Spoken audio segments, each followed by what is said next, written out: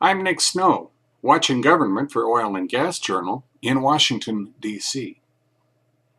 British Columbia will not budge on its requirements proposed heavy oil export projects must meet, Premier Christy Clark said on October 4th. But that doesn't mean she opposes such exports, she told reporters during a teleconference as she prepared to conclude her Washington visit. There's no chance we'll reverse our stand on the 5 conditions we outlined, but they were never intended to stop development, Clark said, adding that BC is talking both with neighboring Alberta and federal officials on how to meet some of the conditions. They are 1. Successful completion of an environmental review. 2. Quote, world-leading, end quote, marine oil spill prevention, response, and recovery systems for BC's coastline and ocean. 3.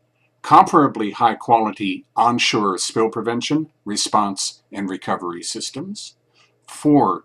Legally addressing treaty rights and First Nations needs so their communities benefit. And 5. A fair share of revenue and economic benefits that reflects a heavy oil project's risks to the province's environment and taxpayers. As someone who supports economic development in general and resource development in particular, I believe that if you want to attract investment, make conditions that are crystal clear and designed to reach an agreement, Clark said. No one likes to negotiate with someone who's determined to say no. She described a similar approach to proposed $6 billion natural gas development and liquefaction projects in northern BC, which Shell and Petronas are considering.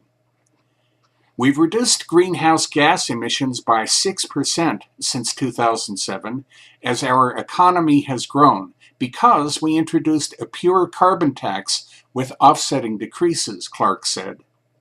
Our next step is opening up Asian markets for gas, which is going to be a major part of China's energy, and we're poised to be the largest exporter in North America.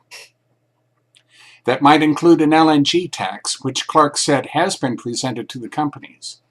My job is to extract as much as possible for the owners of the resource, but I don't want to imperil the company's business plans, she explained. There are 2 main concerns, she continued. One is the certainty of the tax regime, so we're going to make it part of our permanent tax law.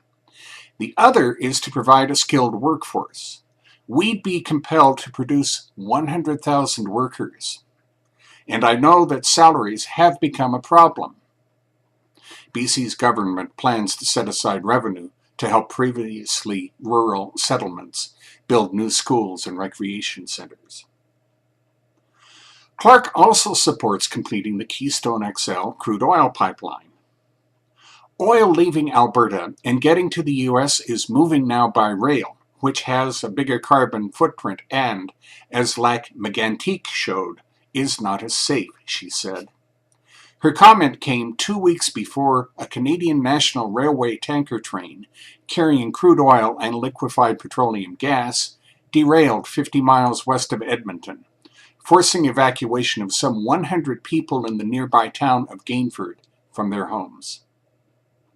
That's Watching Government for this week. In Washington, I'm Nick Snow for Oil and Gas Journal.